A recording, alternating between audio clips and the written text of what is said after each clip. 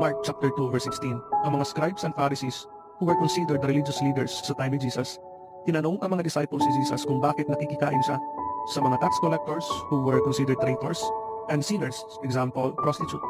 This means lang po na ang presence ni Jesus is a safe place para sa mga taong kinoconsidered na rejects ng society.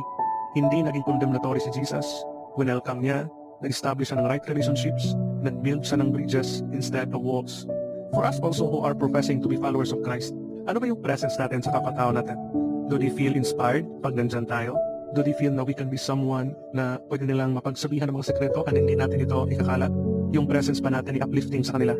Sa mga churches natin, is it a safe place ba para sa mga taong may mabigat na dinadala na hindi sila i-condemn, hindi sila i-judge, but instead i-uplift, i-encourage, susuportahan, and maging tulay para mapalapit kay Kristo? Challenge ko ito sa atin who are professing to be followers of Christ, na yung presence natin ay hindi maging condemnatory sa kapatao, but instead a blessing.